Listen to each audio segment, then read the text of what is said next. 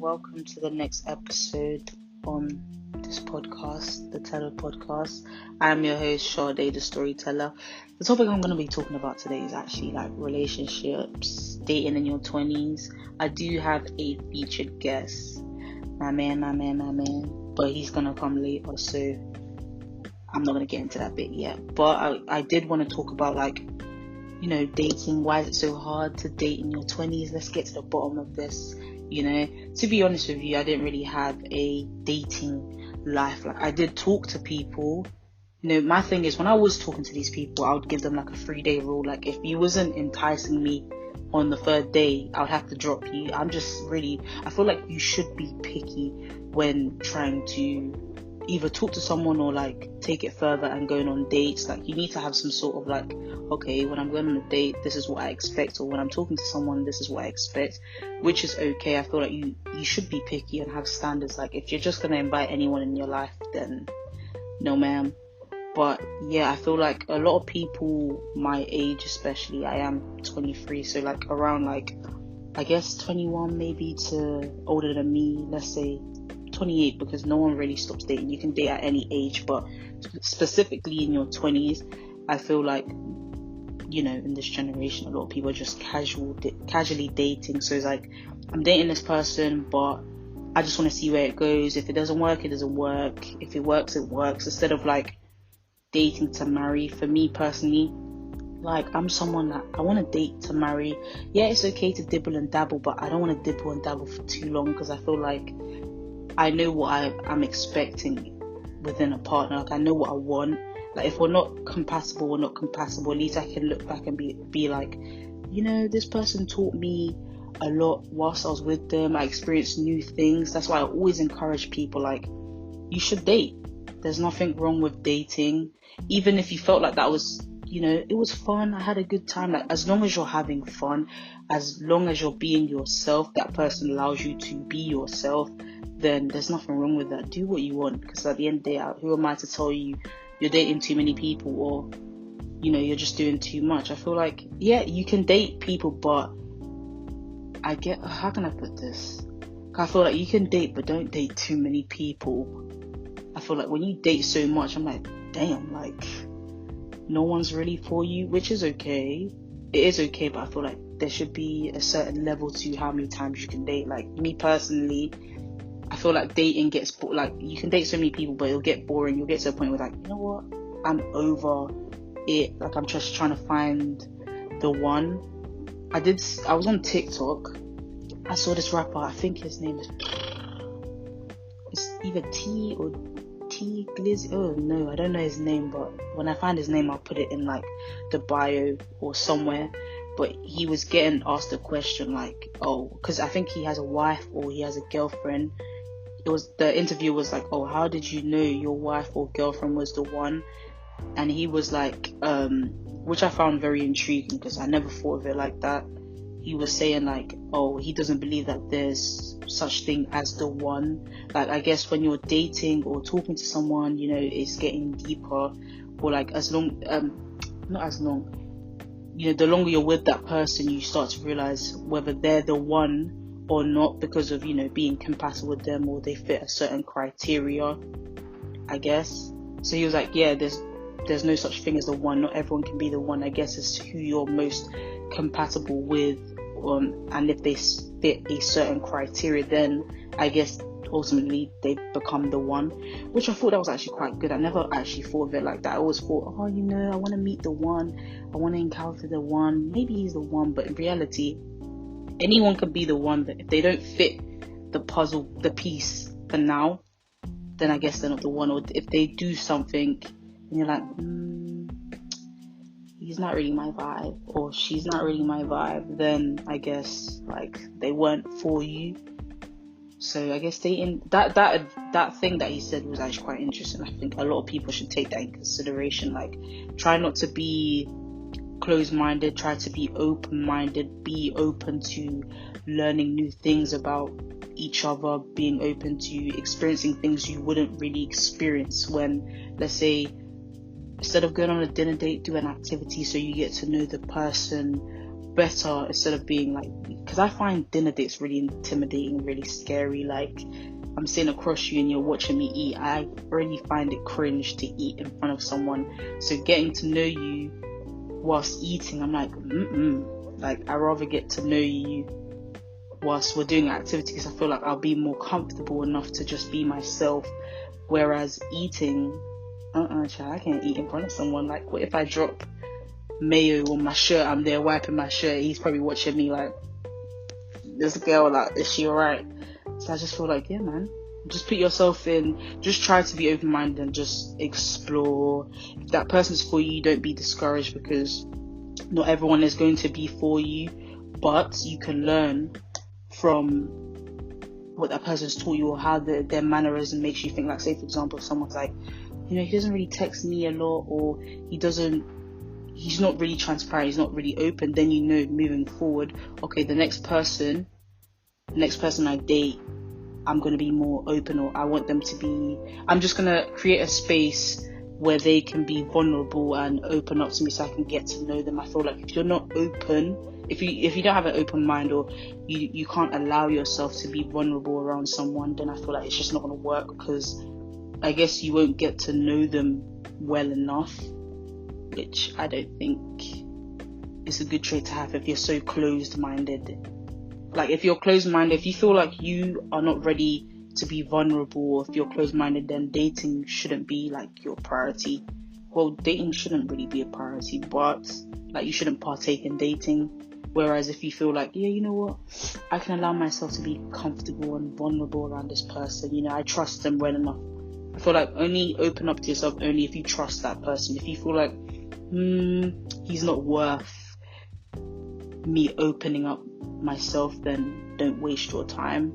But yeah, I thought to share that bit. I'm gonna be introducing my guests, so I'm excited to do this segment with him. That's my man. I enjoy being around him and stuff, so yeah. So I'm here with my guest today. Would you like to introduce yourself again? Yes. For the second time. My name is JOJO, aka JOJO, for those that know me. Damn, I forgot what I said for my introduction last time, but it's okay. We had a bit of technical difficulties. Yeah, but I'm going to be asking you a question. Me and Joe have been together for 2 years tomorrow, Valentines, February 14th. Since being together for 2 years, what have you learned so far? So yeah, as with all relationships, the 2 years has been a roller coaster, a good one though. We've definitely had way more ups than downs. We've actually travelled a lot. We've gone to 4 countries: Greece, Portugal, Amsterdam, and Barcelona. We've gone to 4 countries. We went to Carnival together. I thought he was going to say Congo. Last year we had a period we was going to cinema every week. I turned this girl into a movie head, cinema every week, nacho cheese, popcorn, all of that. But yeah, it's been a good experience, because as you're learning stuff about your partner, you're also learning stuff about yourself. So like, it opened me up to like maybe some traumas that I didn't even know was there, like the deeper we've gone. So it's allowed me to be more vulnerable, because black niggas, you know how we be. You want to be macho, big man, not showing no emotion, but that ain't cool, y'all. With your girl, you need to trust her with certain stuff that you wouldn't trust anyone else with, which means tapping into your emotions. So I've learned how to communicate emotions more, rather than shutting down and not telling anyone shit and just bottling up things. That's so key. Communication is definitely improved, because at the beginning we was having a few not major problems, but small situations where it then made me go back and reflect and nah, like sometimes my method of communication actually has to like fix up, and I fixed the fuck up. Like that's what I had to do.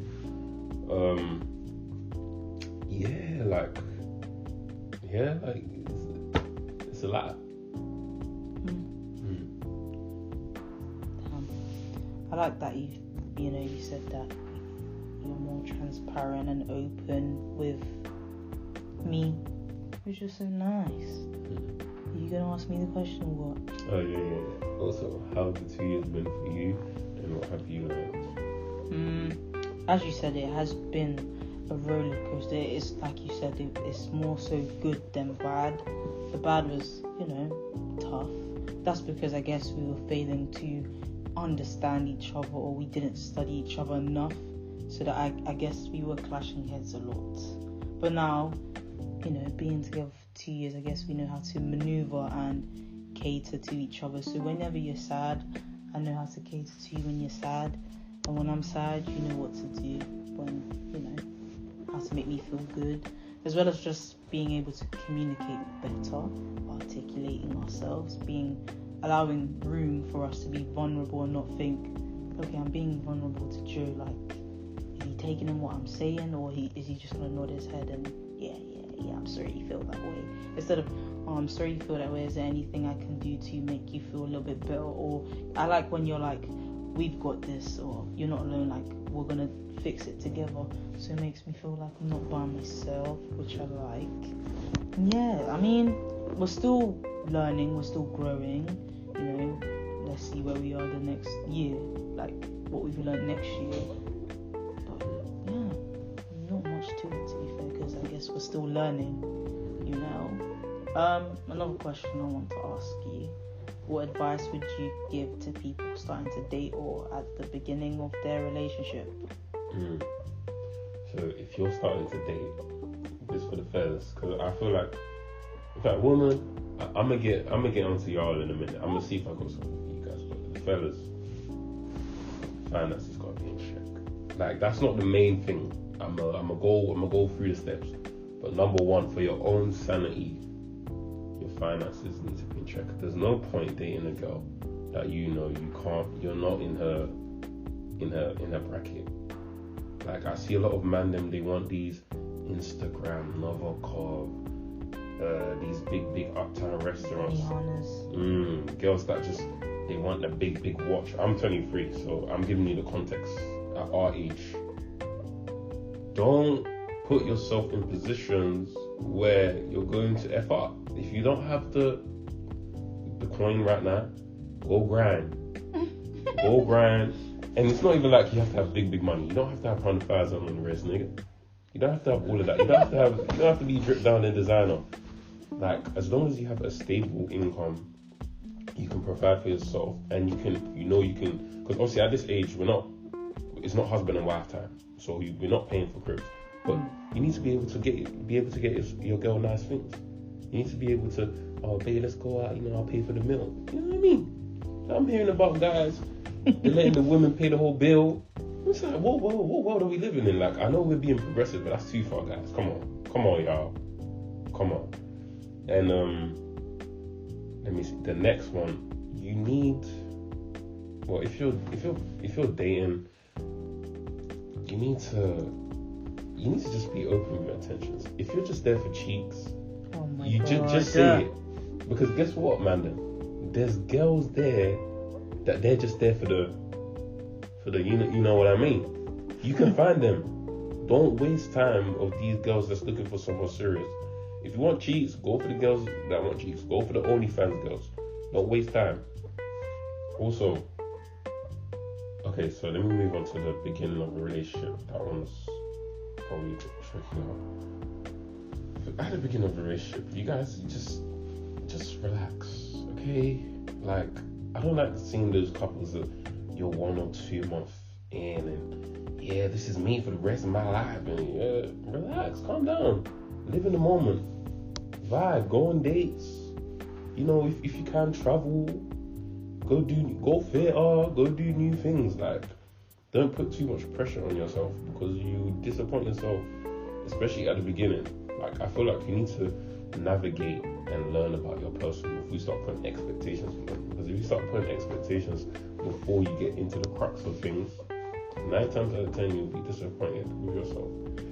So at the beginning of the relationship, don't put too much pressure on yourself. I'm trying to think of something specific. While I'm thinking of something specific, why don't you give your advice for people starting to date? I mean, I feel like you went passionate with answering the first one, so I'm gonna be passionate with that one as well. I can't lie. I mean, like you said, I think both parties, they're fine to be there, because it's not always about treating women and stuff. You know, I like to treat my man. You think I don't treat you? Oh yeah. I think my love language is like gifting. I like seeing people happy. So come on, it can't be always the man gifting, you know, doing the bedroom decoration, which I still want. You know, bedroom decoration, you know, the big presents and stuff. It's actually not always about the gifts. Sometimes, you know, there's a lot of men that, you know, they've never had flowers or they've never been bought a gift, because in their head they think, yeah, I have to spoil my girlfriend. I need to make sure she's, you know, she the queen. I'm worshipping the floor that she walks on. In reality, I think you need to worship his floor too. Like, he's special. You're special to me. But yeah, I mean, they're special. You guys have to be special to each other. It can't just be because you're the man, the responsibility shifts on you. So ladies, y'all better be on your Zoom. Do you think I'm lying? Because there's a lot of girls that have such high expectations, but then when you look, you're like, what do you bring to the table? Just your ass? Oh, my man has to be whipping this, that. What do you have? You don't have nothing. Relax. Yeah, there's a lot of girls that just depend on their guys to, you know, give them some sort of allowance, or like he has to take me to Dubai. I don't have to pay for nothing, but just be there and sit pretty. I mean, if that's your bracket, then that's your bracket. But if you know that's not your bracket, like, it's actually not by force, you know, just calm down. You know, your time will come, and really and truly, your partner should love you either way. I guess the small things matter. It's not always about the big gestures. Like, I mean, at least he's taking you on a dinner date. There's a lot of guys that won't even take you to dinner. They'll take you to their house. And you know what happens when they take you to your house now? Lays behind your head. Yeah, you even reminded me. For those dating, this is for both people. Don't be idiots. Girls, don't be idiots. If you feel like a man is not going above and beyond, he's not first date, you're paying. Come on, y'all. That's Come ridiculous. on, y'all. That's ridiculous. Ladies, I don't like this new trend of ladies coming on the internet complaining, oh, this man didn't do it. Come on, guys.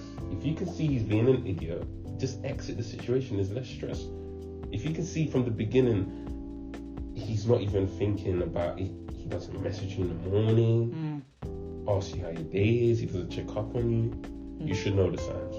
But also, if you do want to go down that path and get heartbroken, that's for you. Like, listen, I'm not God. You don't have to listen to me. But guess what? You're gonna come back to this podcast saying that nigga was right.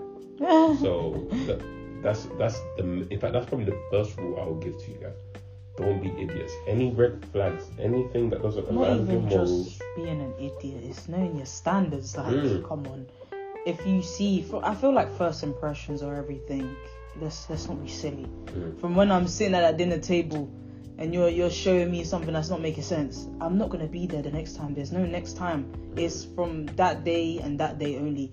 Those idiots that like to drag it and be like, you know what? Maybe he was having a bad day, so let's try again next week. But in reality, he's still the same from last week. So, you know, let's not be silly now. Gotta be on your Zoom. Is there anything else you wanna add, or are you good? No, I think I'm good. I'm gonna say some of what I got. Good. That's good. I mean, it was nice having you as a guest. I really appreciate it. First guest, I'm here. It's gonna go down in history books. First guest. Yeah, none of you guys can get that now. Thank you. Yeah, I mean, that wraps up this segment. All I want to say is, just when you're dating, just ensure that you're comfortable within yourself and that person makes you comfortable to just be, you know, the best version of yourself. I never want you to be with someone and you feel like you can't express yourself well, where you just can't be relaxed. Like, you know, being in your natural habitat when you're at home by yourself, you want to be able to be like that with someone. I feel like if you can't, then girl or boy, that person ain't for you. And don't give up in dating. You know, sometimes you get discouraged and like, I'm never gonna find someone who's for me, or dating is so hard, I can't be asked. There's a lot of people that are like, I don't have time today, I don't have time today. No. Like, you have time, you just have to prioritize it. And you never know, like, the person that you're looking for could be right under your nose. Like, they could be at your workplace, they could be at the festival, carnival, you know, when you're shaking your little ass. They could be behind you securing it, who knows, you know.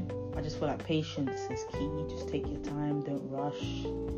We're still young, so allow yourself to make, you know, mistakes, trial and error, etc. But yeah, did you enjoy this episode? Yes, I definitely enjoyed being up here. Thank you for inviting me. You're welcome. I enjoyed having my man with me, you know. It was nice. I like it. You was nervous at first, but you did your thing, so I'm proud of you. But yeah, I hope you guys liked this episode, because there was 2 people, so, you know, I hope you guys liked it, and I'll see you in the next episode. You want to say bye? Bye guys. See you next time. You want to say your last bit? Yes. Most importantly, free Congo. Period. You need to Be on your Zoom. If you don't know, do your research, because I'm sorry, but let me keep it a buck. What the white man's been doing, I'm sorry, it's not acceptable, and it's been going on for too long. And guess what, you guys, as a Congolese man, as Congolese people, we're standing up now. So there will be change. We're not letting this go anymore. It's been too long. So yes, free Congo. And you know, Shada, you do your thing in the outro. Yeah, man, free Congo. Our country's dying. Well, we're bleeding. That's the saying. Yeah, bleeding. Yeah, we bleeding. So hope you guys can actually like tune into it and raise awareness, because I mean, you know, as black people, we have to work together in order for there to be unity and peace in the world. So yeah, man, look out for that. Repost if you have time, or just talk about it, you know, word for word, you know. So yeah, I hope you guys enjoyed this episode, and I'll see you next time.